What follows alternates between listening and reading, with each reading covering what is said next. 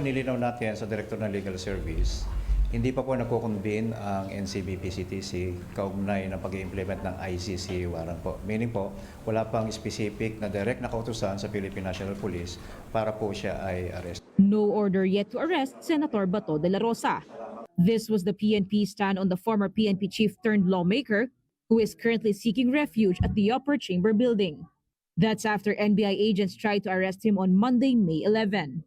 The NBI, together with former Senator Antonio Trillanes, were carrying an order from the International Criminal Court ordering De La Rosa's arrest as a co-perpetrator in the crimes against humanity case of former President Rodrigo Duterte.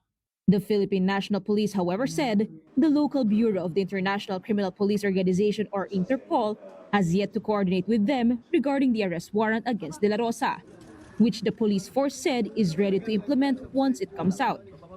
Ang CIDG ang pangunahing unit ng Philippine National Police na sinasabi natin mangunguna doon sa contingency plan na i-implement natin. So handang-handa naman ang Philippine National Police, lalo na po yung ating CIDG personnel, na kung sakasakaling maitap na sila ng NCB-PCTC na implement yung ICC warrant at ito ipapatupad at sila handang-handa naman. Asked whether the PNP had deferred to the NBI in arresting De La Rosa, this was Tuanyo's reply. Na hindi na pinaiubaya sa ibang agency yung pag-aresto po kay Senator Bato de la Rosa. The PNP spokesperson further added that the warrant for De La Rosa's arrest may be implemented in two ways. The first option, Tuanyo said, is extradition. The second option is direct surrender under Republic Act 9851 or the Philippine Act on Crimes Against International Humanitarian Law, Genocide, and other crimes against humanity. The NCB-PCTC would then task the Department of Justice, the Department of Foreign Affairs, the PNP, and the NBI with implementing the directive, which Tuanyo said is yet to happen. So the question now, can Bato actually just leave the Senate? Well, based on the PNP's update, he can. But the senator remains holed up in the Senate. He actually spent the night there after his encounter with the NBI on Monday. Hindi kayo nakatulog po. Sir, bakit? Are you worried kaya hindi kayo nakakatulog?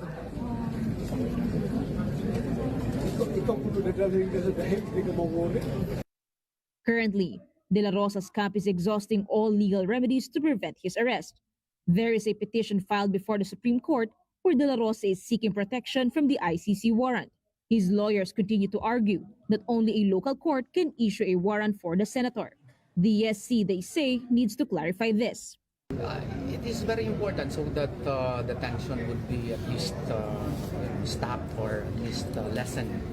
So that while the petition is, the main petition is still being deliberated, there is a TRO that will be issued hopefully, and that would stop the PNP and other government agencies. The country's legal experts have also given their 2 cents on De La Rosa's use of his status as a sitting senator to evade arrest. They maintain that a lawmaker's immunity from arrest is only good for cases carrying a maximum penalty of 6 years or less and when Congress is in session.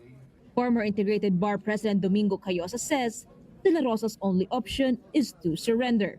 Kung sakasakaling ikaw ay naparatangan after due process at meron kang warrant of arrest, di ba dapat law-abiding ka?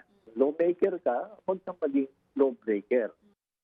Senate President Alan Peter Cayetano maintains that De La Rosa will continue to have the Senate's protection unless a local court issues a warrant for his arrest. This is why De La Rosa is determined to fight his impending capture.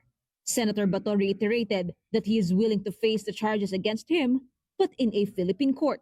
Kahit sino, tanungin natin sino Pilipino gusto gano'ng mangyari. We will exhaust all available means, legal means. Kailangan gawin natin lahat para hindi na tayo madala doon sa daig.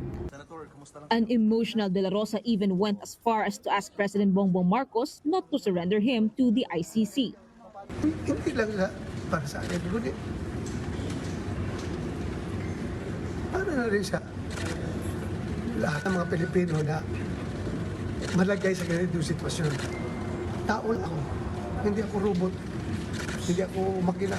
Tao lang ako. My appeal is sincere to the President. Huwag niya akong ipadala sa dahil. Kung meron akong nanagutan, panagutan ko dito sa ating local court. Huwag doon sa Banyaga.